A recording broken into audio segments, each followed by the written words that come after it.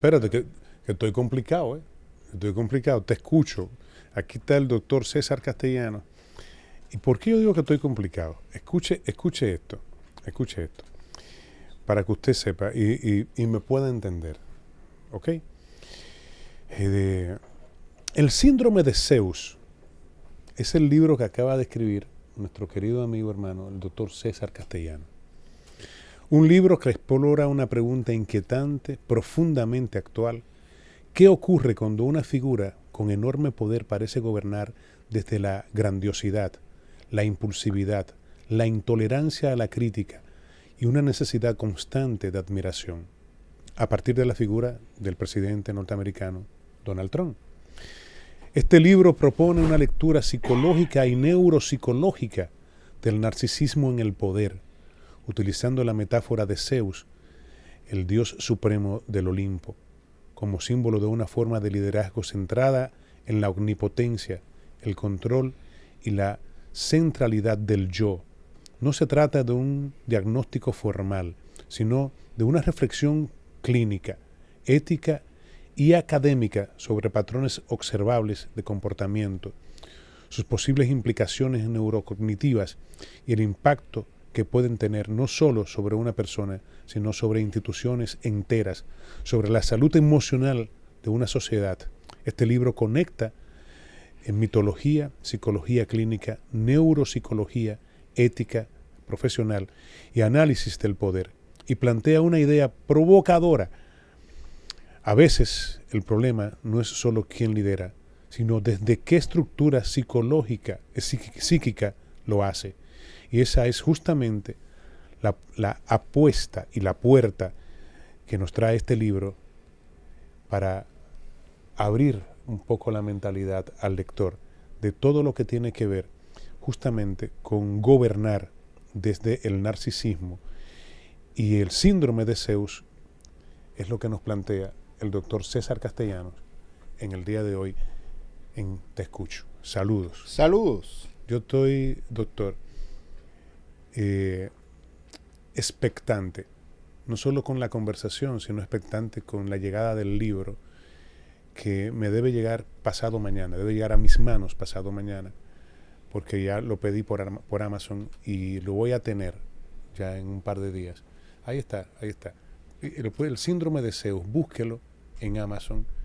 Y bueno, a mí me va a llegar el próximo jueves. Estoy deseoso de sentarme en el patio. Va a llegar primero que a mí. Sí, Sí. en serio. Creo que a mí me llega el viernes. Se lo voy a apretar. le voy a mandar una foto del mío. Sí. Mira, doctor.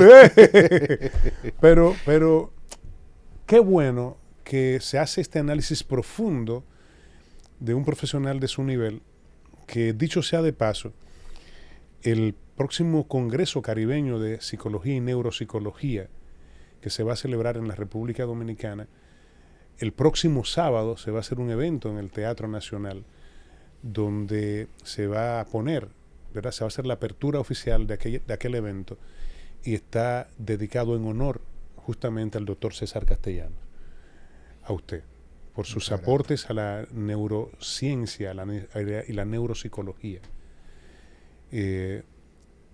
Sencillamente habla del esfuerzo, del trabajo de alguien que está dedicado a servir a través de su profesión. Y qué bueno. Gracias, gracias. Y habla de la generosidad de los organizadores también del Congreso y de su mirada. Sí. De su mirada. Pero lo agradezco mucho. Están reconociendo a alguien por su trabajo, ¿no? Sí. No es que se lo están regalando tampoco. Lo agradezco mucho y con mucha humildad lo he aceptado y me siento muy honrado de que el Congreso, el 21º Congreso Caribeño de Psicología, hayan decidido pues ponerlo a mi nombre. Muy, muy agradecido con los organizadores de la Fundación Caribeña para la Psicología. Doctor, ¿cuál es la pregunta central de este libro? Vamos a empezar, vamos a comenzar a darle forma a esto.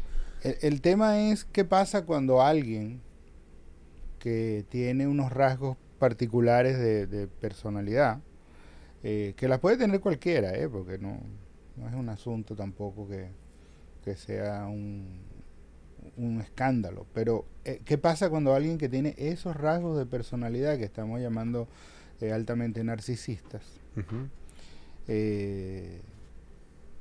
se conjuga con cierto deterioro cognitivo también, que proviene bueno, del desgaste, pero también proviene probablemente de algún tipo de afectación vascular que está afectando que el cerebro se oxigene adecuadamente. Cuando esas dos cosas se combinan en alguien, esto puede generar un cuadro complicado desde el punto de vista psiquiátrico, neurológico, psicológico, porque las personas que tienen rasgos narcisistas son grandilocuentes, son autocentrados, son megalómanos, avasallantes, no toleran la crítica. Pero una persona que está teniendo un declive cognitivo de tipo frontotemporal, como el que pareciera ser en este caso, normalmente deterioro, porque el cerebro está dejando de oxigenarse adecuadamente. Entonces, normalmente esas personas que no son narcisistas, necesariamente, cuando tienen un deterioro cognitivo de este tipo, entonces no respetan límites, son avasallantes, transgreden las fronteras de los demás, no son impulsivos, son agresivos, no valoran las consecuencias de sus actos. Pues usted me está dando toda una descripción de las acciones de Donald Trump. Cuando se combinan las dos cosas, ahora sí es la que yo estoy preocupado. Eso nos coloca ante una situación bastante preocupante, pero cuando alguien así está al frente del país más poderoso del mundo, entonces tenemos que preocupar. Sí, a mí me acaba de llamar a preocupación. Doctor, sí. ¿Por qué Zeus? Porque, en primer lugar, porque la mitología griega siempre ha sido muy útil para entender el comportamiento humano, porque los griegos se encargaron de hacer lo que llaman arquetipos del comportamiento humano, ¿no? Por eso el doctor Sigmund Freud, por ejemplo, hablaba de el tema de Edipo, ¿verdad? Y de Electra. El complejo de Edipo. El complejo de Edipo, el complejo de Electra. Por eso se alude a algunos dioses griegos como el mismo Narciso, que está también. Entonces, elegimos la figura de Zeus, ¿por qué? Porque Zeus representa en la mitología griega un dios de omnipotencia, con una fuerte necesidad de control, un dios impulsivo, un dios autocentrado, un dios autoritario, un dios que utiliza instrumentalmente a los otros, y era un dios con muy baja tolerancia al desafío. Zeus fue el dios supremo del Olimpo, según la mitología griega, pero también fue una figura profundamente reactiva, caprichosa, que necesitaba preservar su posición a toda costa. Y en este sentido, Zeus no es solo un personaje mitológico, es un arquetipo del poder absoluto cuando el poder está desregulado en manos de alguien. De modo que cuando decidimos colocarle el nombre de síndrome de Zeus a esta combinación que hemos descrito antes, que para nada es como un diagnóstico, porque sería totalmente improcedente hacer diagnóstico de alguien a quien usted no ha observado, no ha examinado, no conoce su historia clínica, no ha visto nunca un estudio. O sea, esto no se trata de diagnóstico, se trata de caracterización de rasgos de una persona, ¿verdad? Donde, digamos, lo que estamos tratando es de usar alguna herramienta clínica, gráfica, que nos permita entender cómo se configura la grandiosidad, la impulsividad, pero también esa vulnerabilidad del narcisista, porque el narcisista es un sujeto o una sujeta altamente vulnerable. Es una persona que se viste de cactus porque tiene miedo que se le acerquen. Okay. ¿Ya? Y entonces, como cuando estas personas se desregulan entran en fallas conductuales importantes que pueden tener consecuencias para muchas personas cuando esas personas están en el poder. Incluyendo la muerte para muchas personas. Por supuesto que sí. Doctor, De hecho, y perdone que le interrumpa, de hecho es exactamente ese el caso que ocurre con mucha frecuencia en aquellas escenas donde este señor, su herida narcisista se ve herida, se ve sangrando cuando su ex esposa está con otro hombre. uh-huh. Y lo que lo mueve no es el amor por ella, es la herida narcisista que se le ha abierto frente a la sociedad y va y la mata.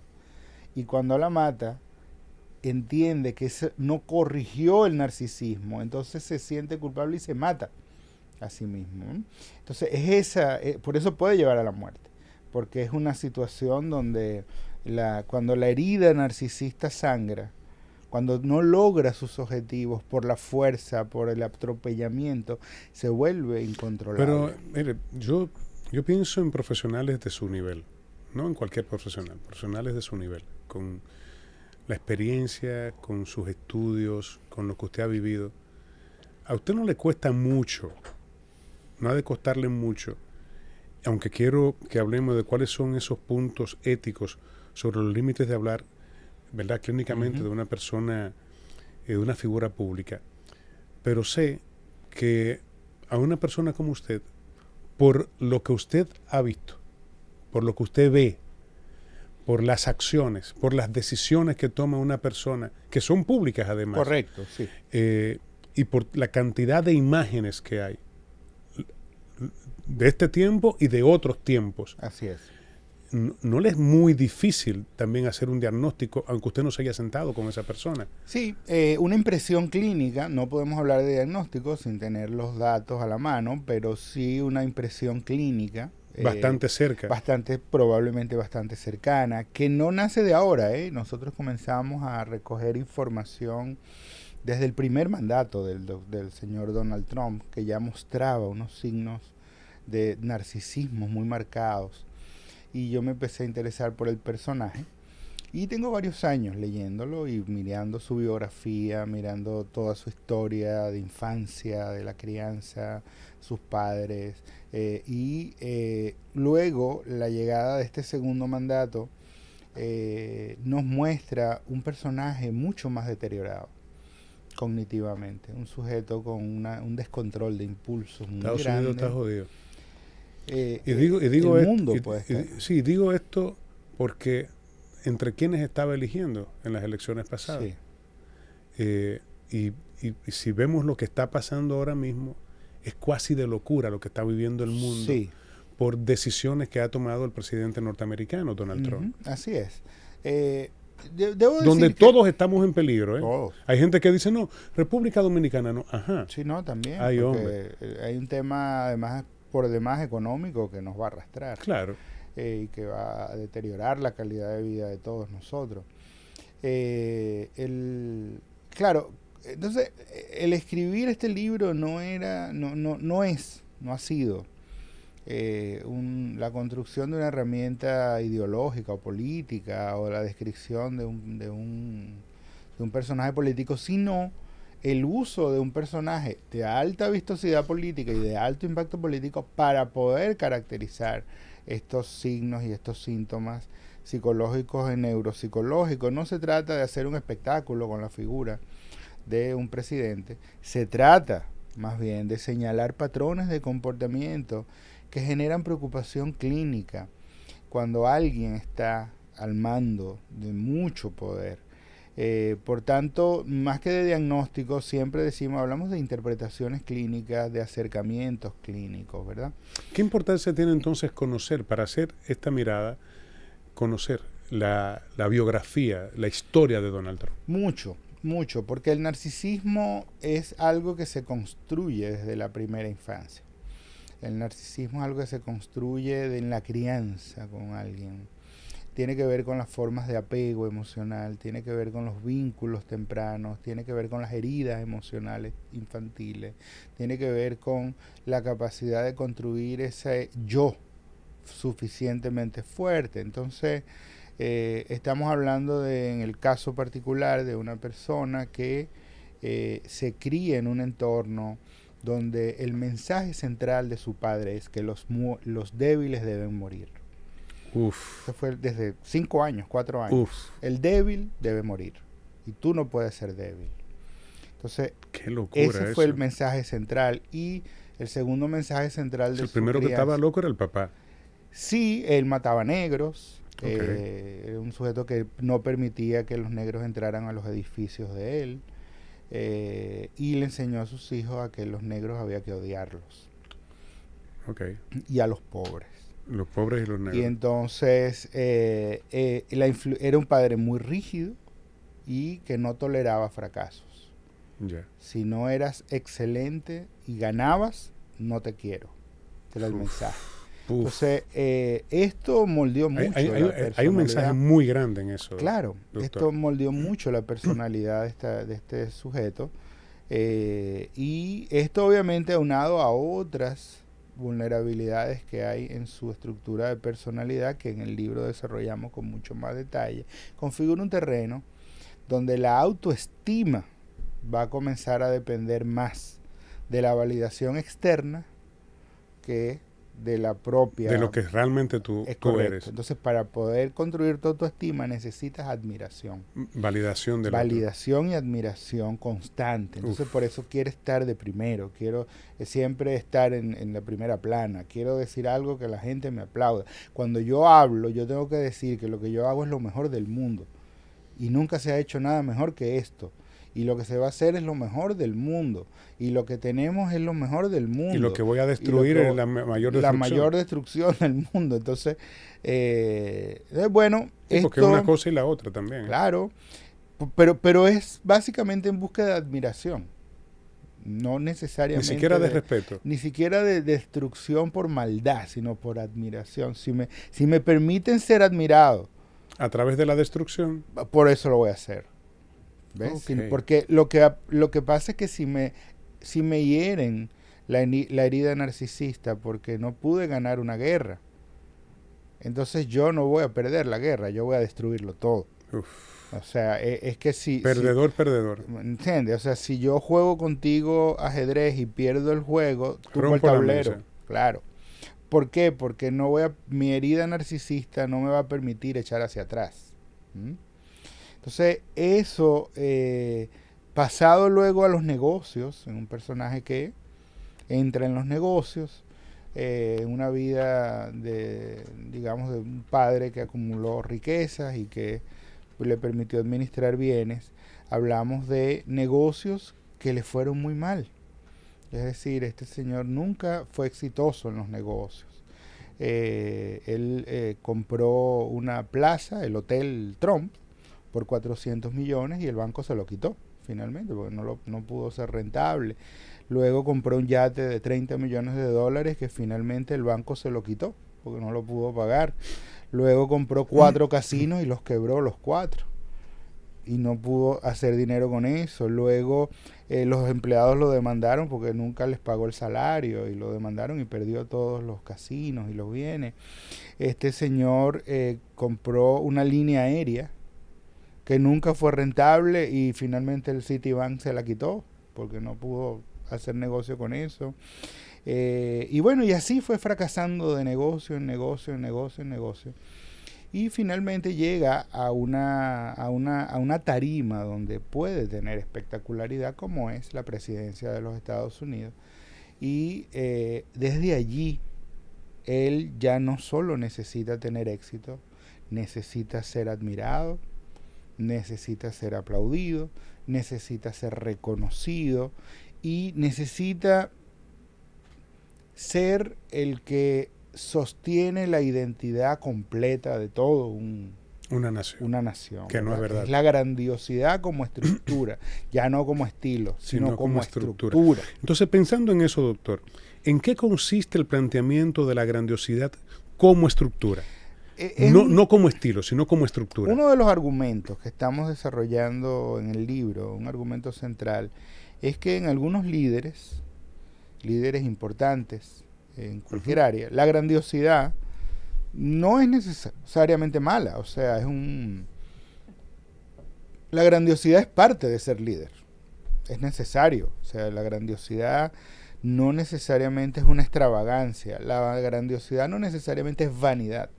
La grandiosidad no necesariamente es un rol negativo, pero puede convertirse en algo muy negativo cuando se convierte en el eje alrededor se organiza el yo. O sea, si mi identidad se organiza alrededor de la grandiosidad, ahí comienza el asunto a complicarse, porque se convierte en una forma de identidad que necesita sentirse excepcional, superior, central y difícilmente cuestionable para poder sostenerse psicológicamente. Nadie lo puede cuestionar. Nadie lo puede cuestionar. Desde lo clínico, eso se acerca mucho al narcisismo. Okay. Y entonces esto ya no se lee como una fortaleza, sino más bien como una defensa de un yo débil. Como una debilidad. Una debilidad de un yo inflado, entonces, pero no sólido. Entonces, ¿cuál es el rol de la impulsividad de Donald Trump, doctor? El tema de la impulsividad ya tiene que ver con otra cosa. La impulsividad entonces entra en este segundo rasgo que... Porque tenemos una mezcla de cosas. Correcto. O sea, tenemos una mezcla de esa necesidad de ser reconocido, pero además de ese posible narcisismo, pero además toda la impulsividad con la que se maneja el personaje. Porque el narcisismo per se no incluye esa reactividad. No, eso es aparte. Exacto. Esta impulsividad, este lenguaje reactivo, esta necesidad de fijar posición rápidamente, esta dificultad de tolerar la espera, esta tendencia a actuar antes de pensar, de responder antes de reaccionar. Esto está más asociado a lo que llamamos un disfuncionamiento ejecutivo. Y ese disfuncionamiento ejecutivo, porque las funciones ejecutivas que se organizan en nuestro cerebro nos permiten funcionar socialmente, esperando turnos, respetando los límites de los demás, nos permiten ser flexibles ante las opiniones de los otros, nos permiten ser reflexivos, nos permiten organizar nuestras respuestas. Pero cuando eso disfunciona, nos volvemos intolerantes, incapaces de esperar, reactivos, impulsivos, volados, así como mecha corta, como le decimos acá en Dominicana. Entonces, ese disfuncionamiento ejecutivo puede estar asociado a múltiples cuadros clínicos, pero en el caso de una persona de casi 80 años que tiene problemas vasculares, porque tiene dificultades con la circulación sanguínea, se le notan sus manos con manchas de máculas propias de problemas vasculares, tobillos hinchados, situaciones que ameritan pensar que hay algún tipo de trastorno circulatorio. Entonces es muy probable que esté teniendo un deterioro cognitivo por esa vía de que no está oxigenando adecuadamente. Eso le llamamos una demencia frontotemporal. Y entonces demencia frontotemporal, que en sus fases iniciales hace que el sujeto se torne impropio socialmente, que diga cosas que no tiene que decir, que no es capaz de esperar a instrucciones, que se vuelve incluso grosero, usa palabras que normalmente no se deben usar en determinados ámbitos. Y mucho más un presidente. Y claro, llama mucho la atención cuando es un presidente, claro, por supuesto. Porque también habíamos visto y no cualquier presidente. Correcto, habíamos visto anteriormente el presidente Biden, que también sufrió un proceso de demencia. Sí. Pero el presidente Biden sufrió un proceso de demencia senil, de tipo Alzheimer, exacto, que es otro cuadro, y sobre otro tipo de personalidad. Entonces, la expresión conductual es distinta.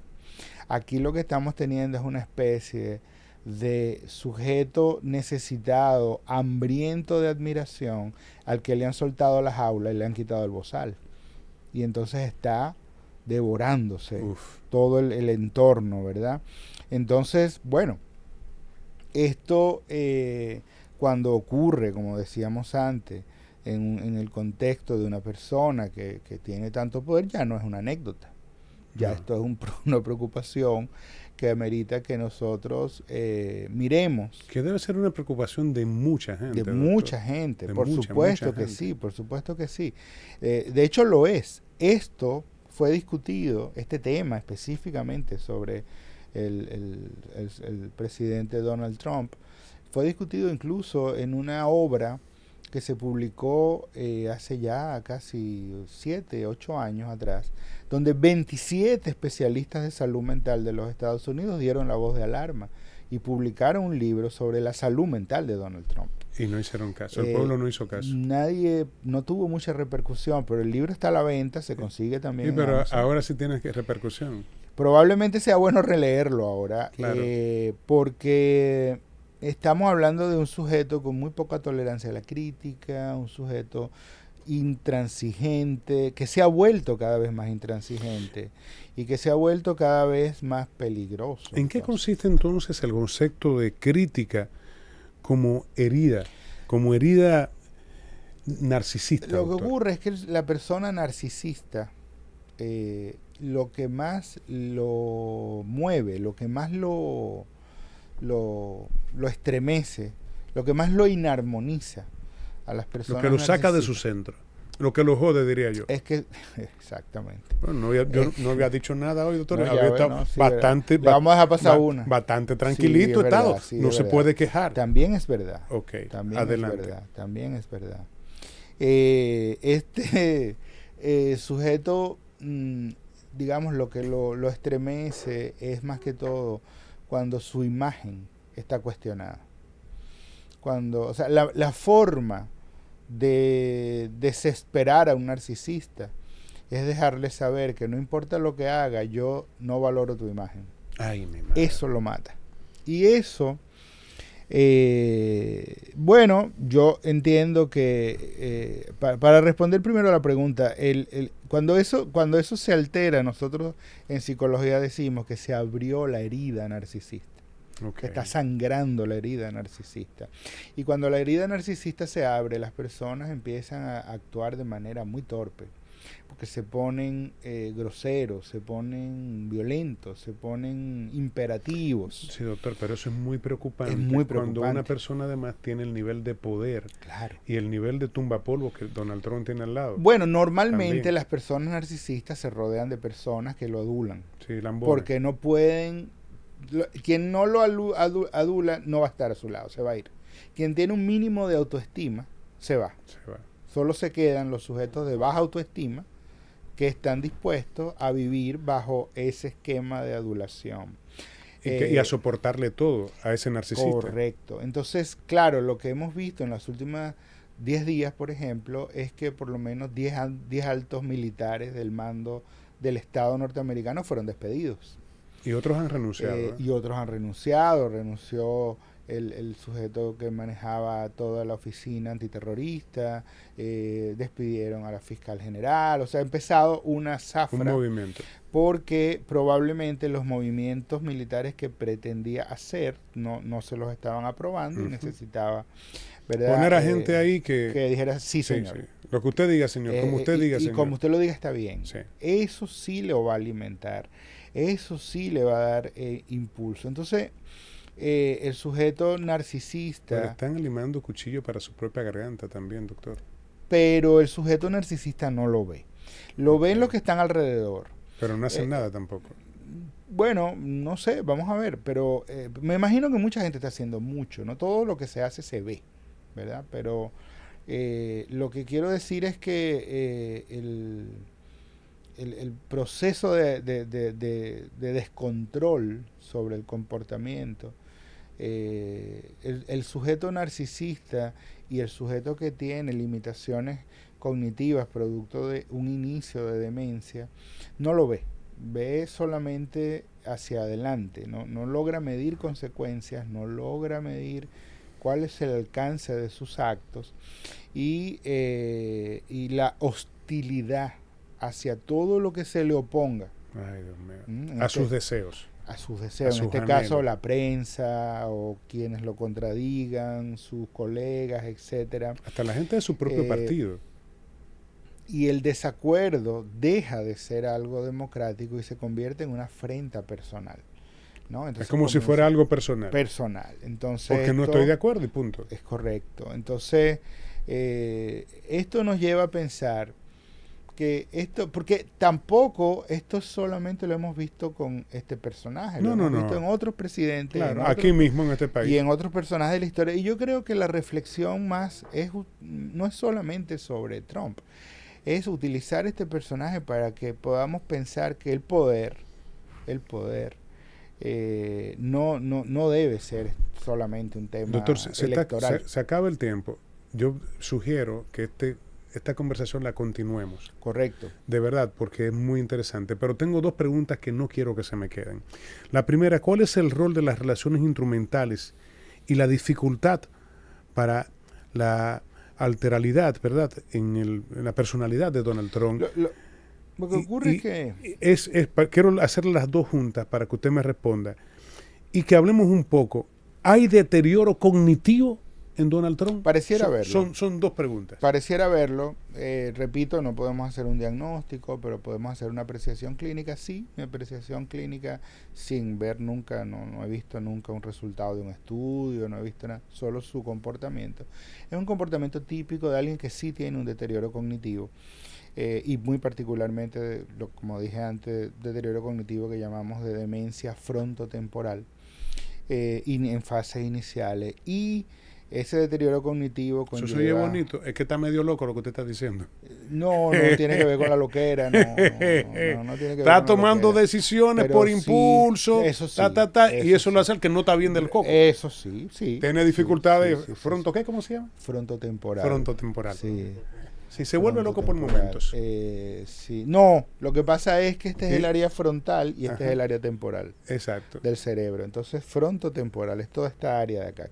Toda esa área que se vuelve como incapaz de hacer las cosas correctamente. Es correcto. O sea, que se vuelve medio loquito. Es correcto. Entonces, y para cerrar con su idea de las relaciones instrumentales y su curiosidad sobre esto, que también es parte de lo que tratamos en el libro, es que en el libro exploramos cómo esta configuración psicológica hace que los vínculos se vuelvan instrumentales. Uf. El otro deja de ser un sujeto pleno y se convierte en un trofeo o en una amenaza. Se convierte en una audiencia o en un instrumento de confirmación. Entonces, esto se ve en la forma como se trata a los aliados, a los adversarios y de manera muy particular a los femeninos. En el caso de Zeus, por ejemplo, Zeus tenía un vínculo con las mujeres que no se reducía a la sexualidad, sino que Zeus utilizaba a las mujeres como forma de afirmación del yo.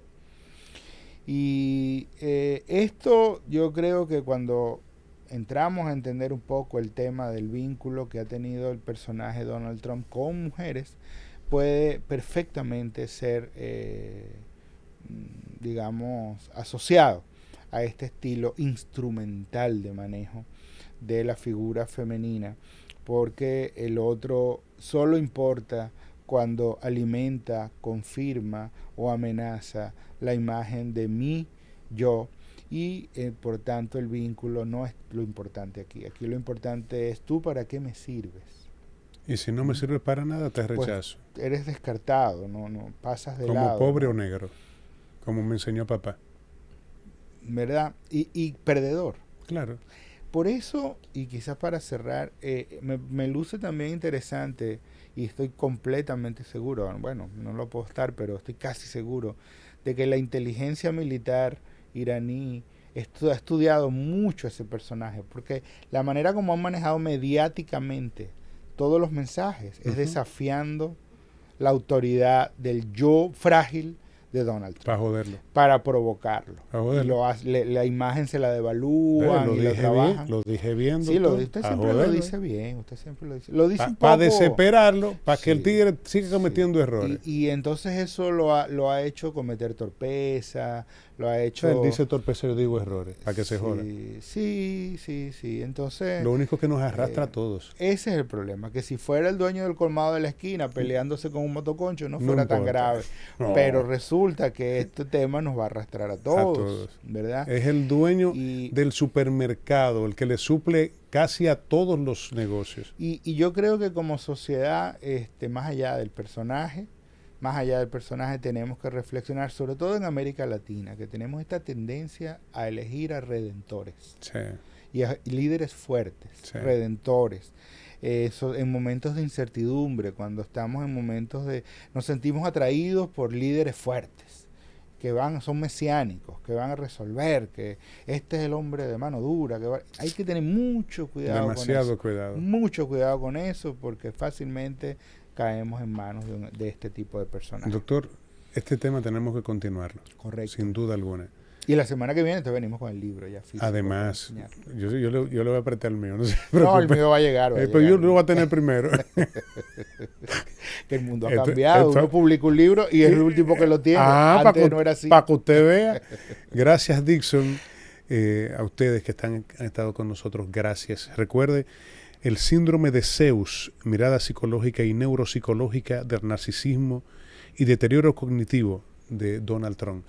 Lo puede buscar, el síndrome de Zeus, búsquelo en Amazon. Está disponible para usted. Un abrazo. Hasta la próxima.